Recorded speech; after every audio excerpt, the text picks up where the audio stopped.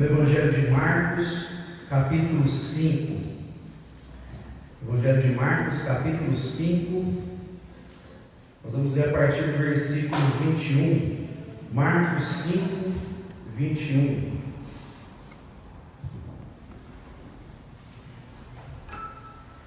Evangelho de Marcos, capítulo 5, a partir do versículo 21, diz assim: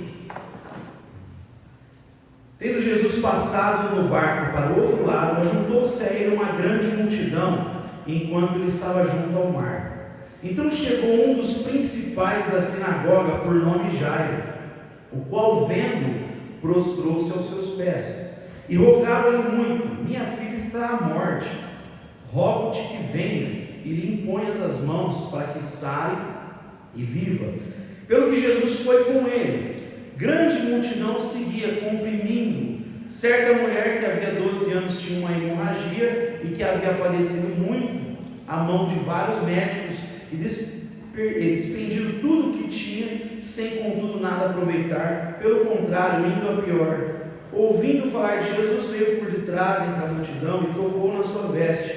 Dizia ela: Se tão somente tocar nas suas vestes, sararei. Imediatamente se lhe estancou a hemorragia e sentiu no seu corpo estar curada do flagelo. Jesus, conhecendo que de si mesmo saía poder, voltando-se à multidão, perguntou: Quem tocou nas minhas vestes?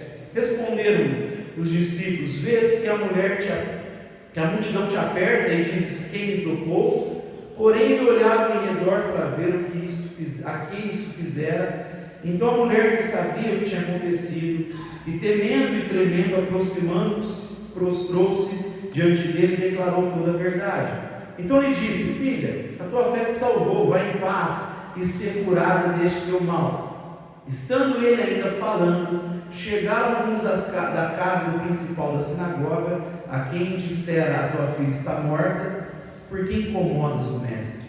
Porém Jesus, tendo ouvido essas palavras, disse ao principal da sinagoga: Não temas, crê somente. E não permitiu que ninguém o seguisse, a não ser Pedro, Tiago e João, irmão de Tiago. Tendo chegado à casa do principal da sinagoga, viu o alvoroço e os que choravam muito pranteavam. Ao entrar lhe disse: Por que vos alvoroçais e chorais? A menina não está morta, mas dorme.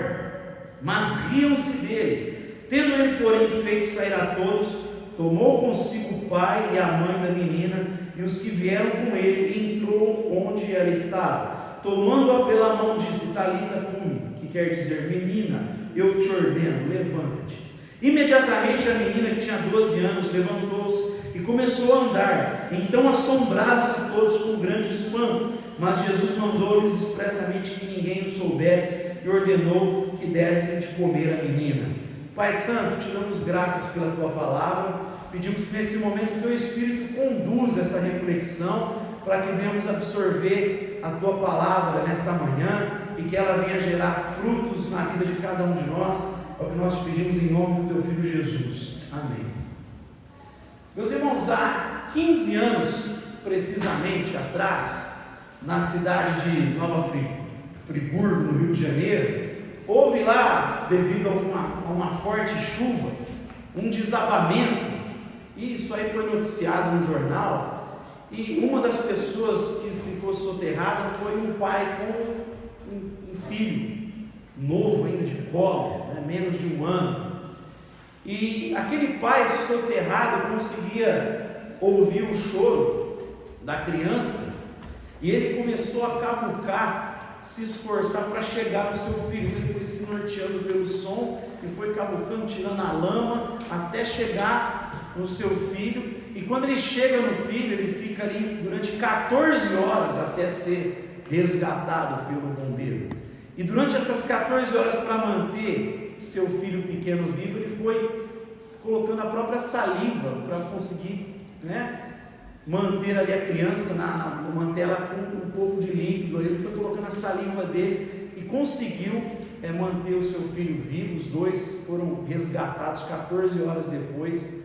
E eu fico imaginando, 15 anos depois, essa criança aí com 15 para 16 anos, ouvindo essa história, assistindo no YouTube o noticiário que a gente encontra, como que ela não se sente valorizada, como ela não percebe o sacrifício do seu pai em favor dela. E da mesma forma eu fico pensando a filha de Jairo quando ouve a história. Como é que depois de tudo que aconteceu, ela crescendo, ouvindo depois da boca do seu pai o que tinha acontecido, toda a história, que ele foi atrás de Jesus, como é que ela não recebe essa narrativa? Como que ela não tira disso tantas lições preciosas para a sua vida? Como nós podemos tirar tantas lições com essa história? Porque essa é uma das belezas do Evangelho. O Evangelho ele une a nossa história à grande história da salvação. De modo que mesmo que a gente conheça os princípios que serão destacados aqui nessa manhã, ou talvez você vai experimentá-los ainda, porque o mesmo Espírito que comunicou essas verdades a Jairo, ele comunica para nós essas verdades, não apenas de maneira objetiva pelo livro, mas também eu diria de maneira existencial. Com as experiências da vida a gente vai amadurecendo e ele vai inculcando essas verdades no nosso coração, e verdades essas que não devem ser apenas aprendidas, mas acima de tudo transmitidas para os nossos filhos, especialmente. Então, nessa série de encontros com Cristo Jesus, a gente destacou aqui sobre o pecado, falando do leproso, todo mundo foi afetado, a total depravação do homem. Falamos aqui sobre o chamado irresistível, que Cristo chamou Mateus e de imediato ele responde. A gente viu sobre a graça irresistível, sobre a eleição incondicional. E aqui nessa manhã eu queria lembrar um pouco dessa teologia do pacto. Como que a gente coloca os nossos filhos debaixo desse pacto da graça, dessa aliança com a graça, e ora para que as verdades que a gente vai ensinando para eles, eles venham de fato concretizá-las quando eles assumirem publicamente essa fé em Cristo Jesus. Nós apresentamos as crianças aqui se comprometendo de educá-las, de instruí-las, para que lá na frente elas façam a confissão de fé. Existem igrejas reformadas que batizam a criança ainda recém-nascida, porque eles estão se comprometendo a trazer essa criança para dentro da comunidade da fé, para dentro desse pacto da graça, e aplicar esses princípios, e lá na frente elas fazem depois a confissão pública de fé. Então eu queria falar um pouquinho dessas lições que a gente vê nesse texto, o que a gente deve, acima de tudo, transmitir para os nossos filhos. E a primeira coisa que eu gostaria de destacar aqui nesse texto, logo aí no início dele, quando Jesus passa para o outro lado, nos primeiros versículos, aí chega um dos principais da sinagoga, por nome Jairo, no qual, vendo, prostra-se aos pés de Jesus. Se tem uma coisa que os nossos filhos precisam aprender de nós, e a gente mostra isso com a vida, não apenas ensina, mas aqui Jairo está exemplificando, depois ele conta a história, é a importância de despojarmos de qualquer tipo de orgulho, próprio. Ele é o principal da sinagoga, mas ele não se apega à sua posição social, aos possíveis favores que ele poderia obter, para quem sabe ir atrás de um grande médico. Ele não se apega às suas posses, ele não se apega ao reconhecimento que ele tem naquele contexto social, naquela região que ele vivia. Ele vai de imediato a Cristo Jesus. Como é importante os nossos filhos saberem que o fundamento da nossa vida não é a nossa posição, que o fundamento da nossa vida não é o nosso dinheiro, que o fundamento da nossa vida é Cristo Jesus. Eles têm que ver isso na nossa vida. O meu pai está alicerçado na palavra de Cristo. Ele não se importa, ele se importa com o dinheiro num sentido, obviamente, naquilo que precisa trabalhar, mas não é o dinheiro que determina as suas escolhas, as suas decisões.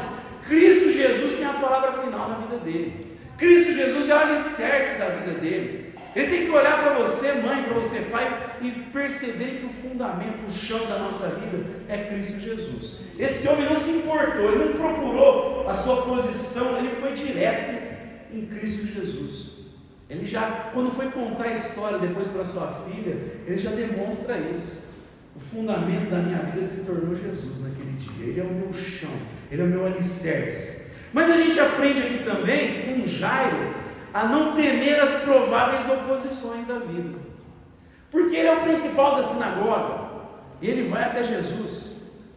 Ele poderia ser tratado com oposição por parte dos fariseus que não gostavam de Jesus, que perseguiam Jesus, e agora um dos principais da sinagoga vai ao encontro de Jesus, mas ele não se importa com a oposição de fariseu, ele não se importa se ele vai ser tratado de uma maneira ruim pelos fariseus, pelos religiosos, pela elite daquele local, porque os fariseus tinham uma condição financeira. Lucas diz que eles amavam o dinheiro, eram gananciosos, então era um pessoal de vida abastada. Ele não se importa com o que eles vão pensar, ele está preocupado com o bem-estar da sua casa, da sua filha, e para ter bem-estar na sua casa, ele percebeu que ele precisa de Jesus.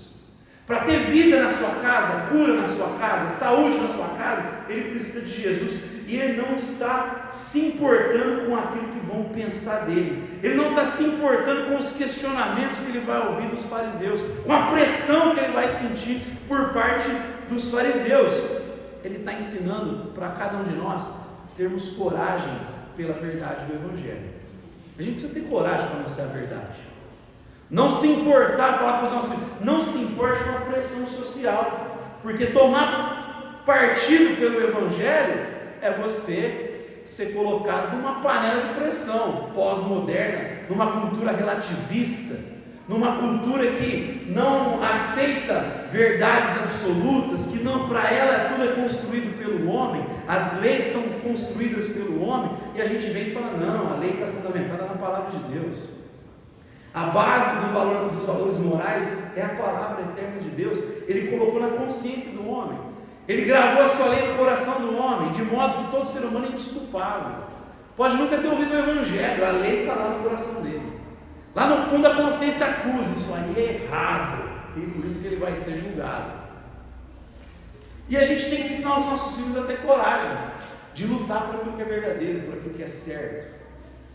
Eu um tempo atrás fui visitar uma antiga igreja, fiz parte, e fiz questão de falar, olha lá, filho, ó, meus filhos, não é luxuosa, é top, né? Olha só o louvor que top, os instrumentos da melhor qualidade, tudo bonito, tudo lindo. Foi assim, mas estava contrariando, eu não vou ficar num lugar que acusa a minha consciência. Eu quero seguir a palavra de Deus, mesmo que isso implique não ter uma vida de maior conforto que poderia ter. Eu fiz questão deles olharem, nós vamos aproveitar a oportunidade para você ver, que se fosse por conforto que a gente tomasse decisão, se o dinheiro fosse o carro-chefe das nossas decisões, a vida de vocês estava mais fácil ainda, né? Já é muito mais fácil que a nossa, né? Às vezes a gente estava conversando ontem, né? A nossa vida é mais difícil. Hoje eles têm muita tecnologia, muita facilidade, mas poderia ser melhor ainda. Só que eu não tomo decisões baseadas no poder aquisitivo. A gente tem que viver segundo a palavra de Deus e ter coragem de assumir as consequências da nossa posição pela palavra. Não negocie a palavra. Tome partido da palavra, dos princípios e dos valores do Evangelho. Então, ele está ensinando a gente a não temer provável oposição. Tenha coragem de assumir o compromisso pela verdade. Mas Jairo ainda ensina para nós uma adoração reverente. O texto fala que ele chega diante de Jesus, o principal da sinagoga. Ele chega e, vendo Jesus, se prostra aos seus pés. E eu te digo, um judeu não se prostra a nenhum ser humano. Judeu não se prostra diante de homem. É idolatria se prostrar diante de um homem. Se ele se prostra diante de Jesus, é porque ele está percebendo quem é Jesus, que Jesus não é um homem qualquer, que ele não é apenas homem, ele é Deus encarnado.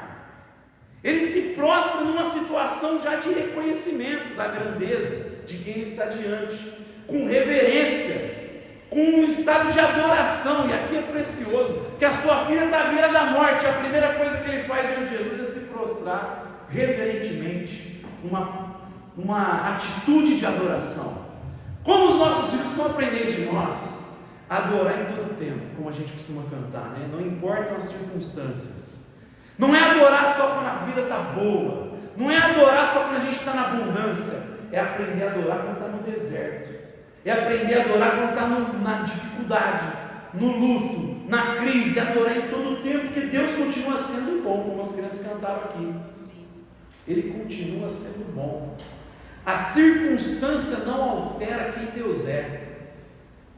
O diabo tenta usar isso para tentar alterar a nossa compreensão de quem Deus é, mas Deus continua sendo o mesmo.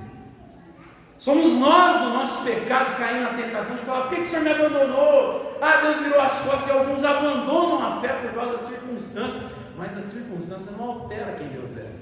Ele continua fazendo nascer o sol sobre bons e maus, cair a chuva sobre justos e injustos. Ele continua mostrando bondade, ele continua mostrando cuidado, e a gente tem que mostrar isso justamente com vida de adoração para os nossos filhos.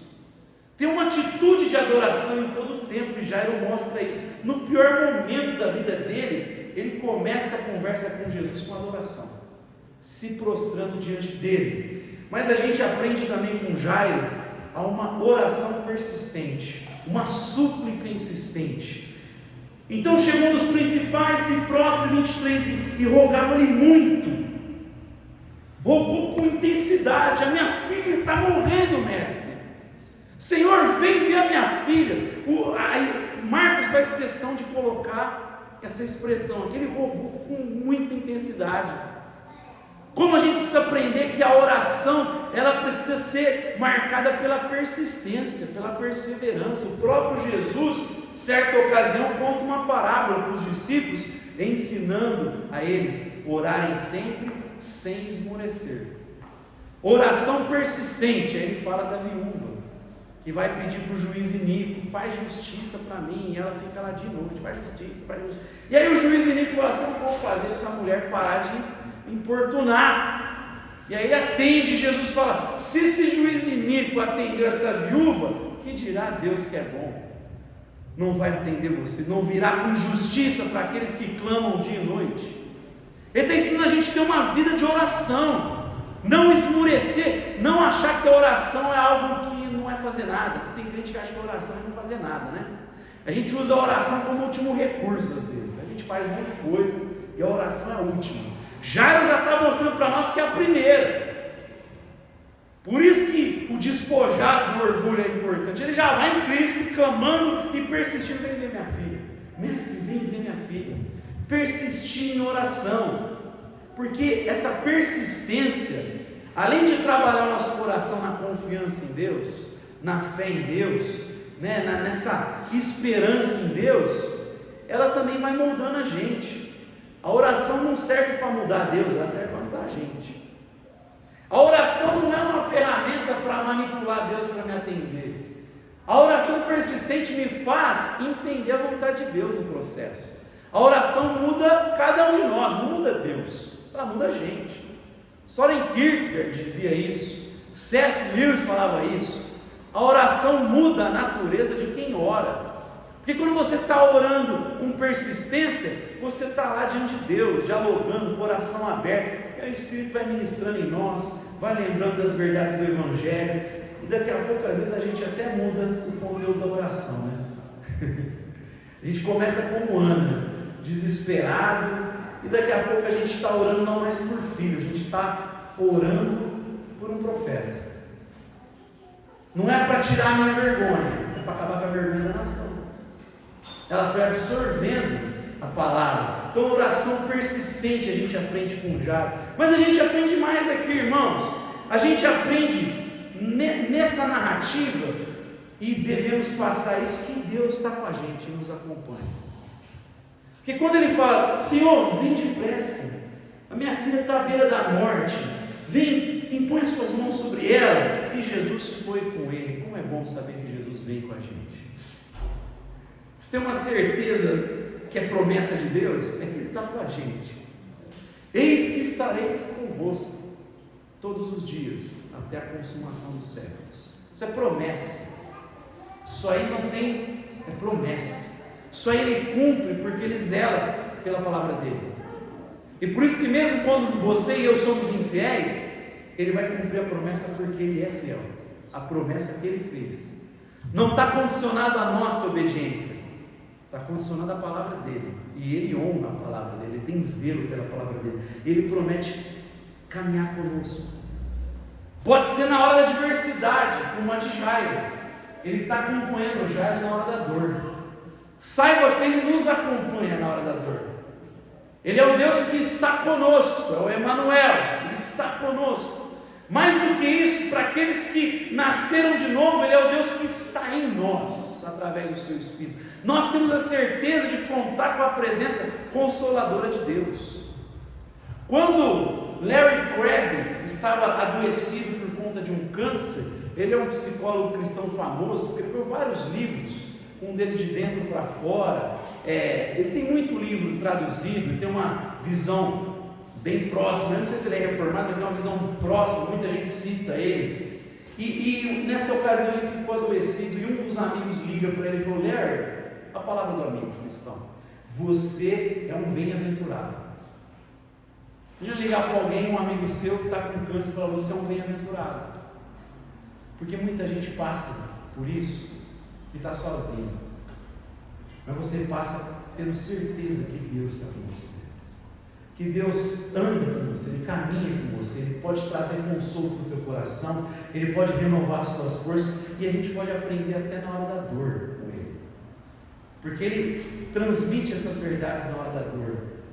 Eu me lembro da vida do Russell Shedd, no finalzinho da vida dele lá, 80 anos, e ele estava com câncer, e eu lembro que a palavra, lá próximo da morte, ele fez um vídeo, até na época postei na rede social, ele falando: Deus está me dando o privilégio de passar por essa nova experiência. Eu estou aprendendo, porque eu sei que os sofrimentos atuais são leves e momentâneos, não se compara com a glória que vai ser revelada. Eles estão produzindo um peso de glória para mim. Então você imagina esse homem sabendo que ele está caminhando para a morte, e ele fala: eu agradeço a Deus por esse privilégio de passar por essa lição, porque como cristão a gente aprende em todo o tempo. Ele está conosco, Deus está com a gente conta com a presença revigorante do nosso Deus. Mas a gente aprende mais aqui. Não só Cristo vai com ele, quando ele está caminhando para acudir a filha, que já está à beira da morte, alguém toca nele, ele tem que parar. A gente aprende aqui que o tempo de Deus é diferente do nosso. A gente aprende aqui que o Kairos não é igual ao Cronos, porque a gente aprende que tem um Cronos, um tempo natural, o cronômetro, mas existe o tempo oportuno de Deus. Na plenitude dos tempos, no Kairos, Deus enviou seu filho, nascido de mulher, nascido debaixo da lei.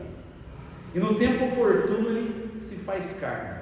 O plano já era antes da fundação do mundo. Pedro disse que o cordeiro foi sacrificado antes. O plano foi elaborado na eternidade, mas houve um momento oportuno, específico, que ele entra na história humana. Deus tem o tempo dele. Você imagina Jairo, ele está com pressa, aí Jesus começa a acompanhar ele na hora do luto. De repente alguém toca e parou tudo. Imagina ele apressado e Jesus está lá: quem que me tocou? E os discípulos: mas Senhor, é alta de gente, você quer saber? Não de mim, salvo virtude, eu quero saber quem me tocou. E aí tem que parar um pouco. Ele adia, o processo retarda. A mulher teve que adiou um pouco o negócio, porque ele tem que olhar para uma mulher aflita também. E aí tem uma história, outro dia a gente fala sobre ela, mas ele: filha, tua fé te salvou, mas ele retarda o processo. Ele está ensinando Jairo, ensinando cada um de nós, desde os mais novos aos mais velhos, essa santa virtude da paciência, a saber esperar em Deus, a saber que Deus sabe o momento exato de agir, mesmo que a gente pense que é urgente, e ele saia da maneira como nós imaginamos, ele sabe o momento preciso. Eu preciso descansar na soberania dele.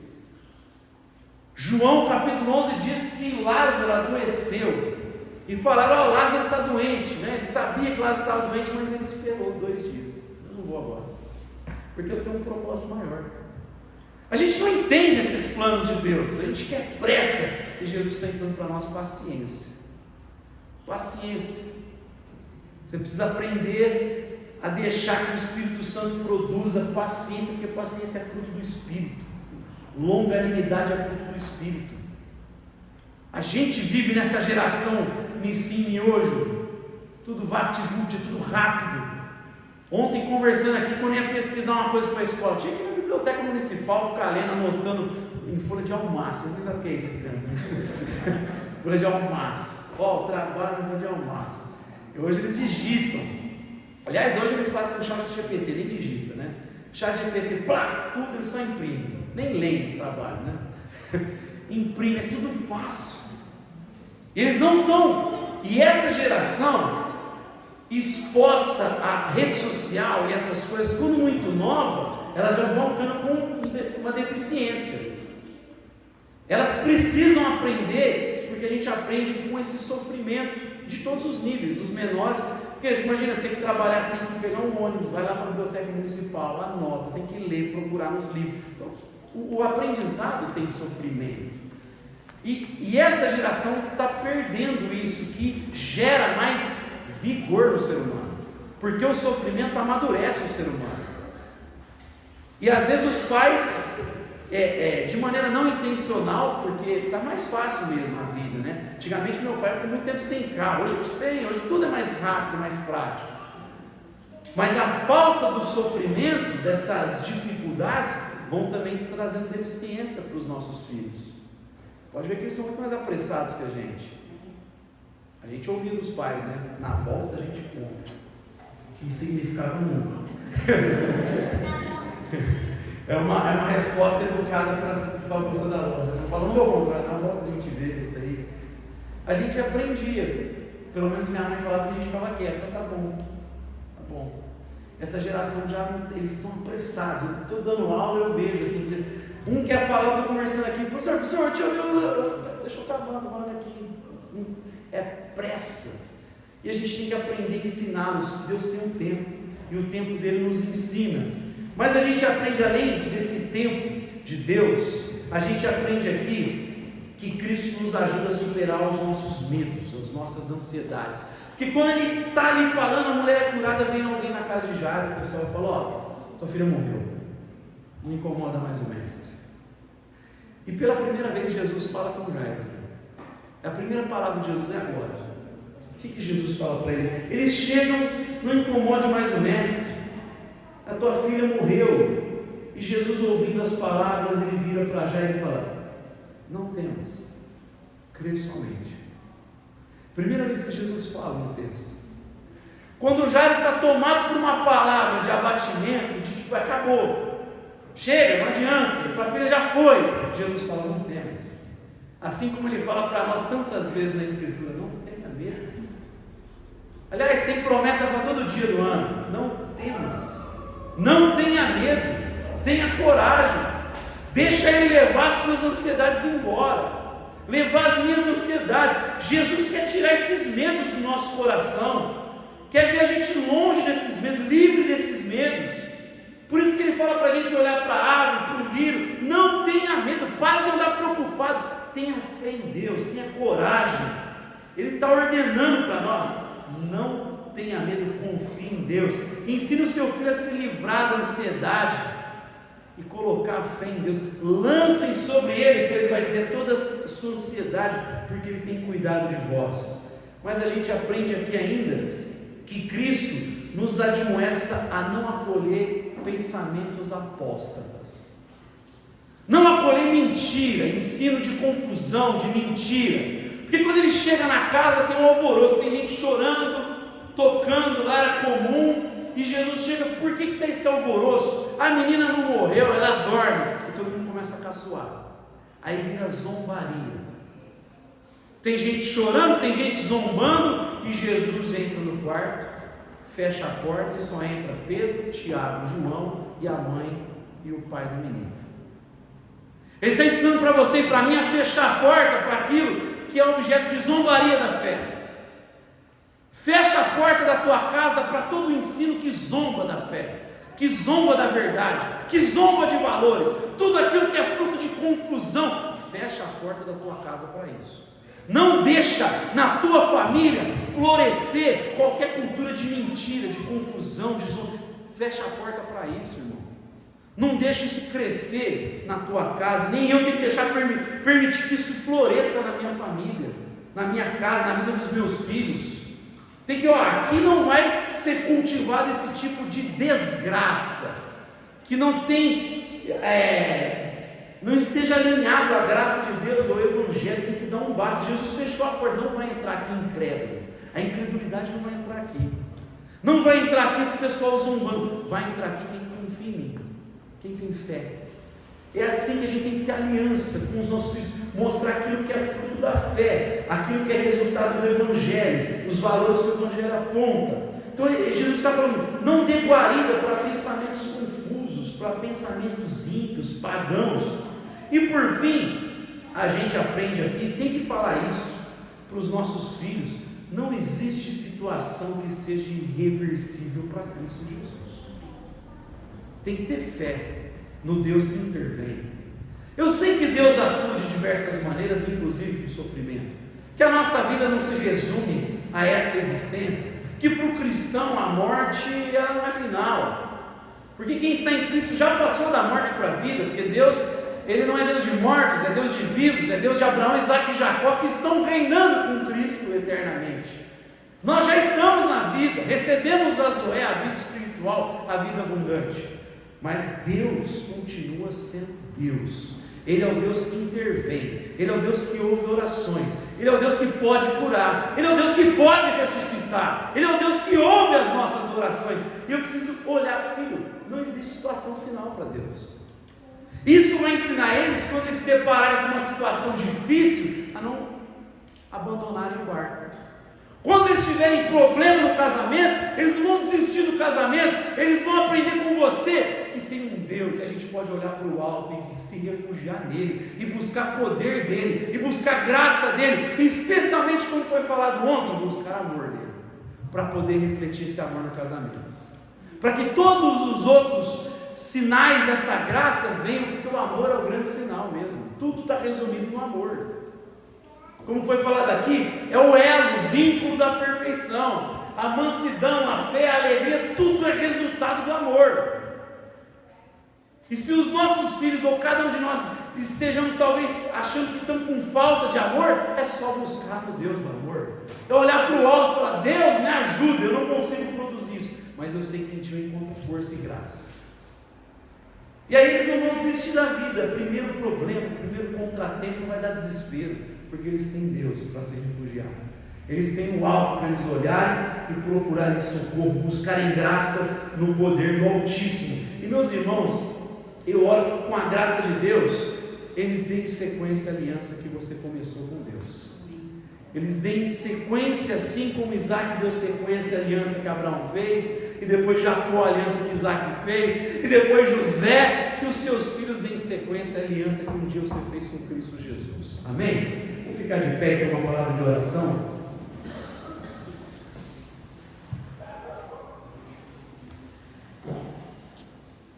Te damos graças, Pai, pela Tua santa palavra.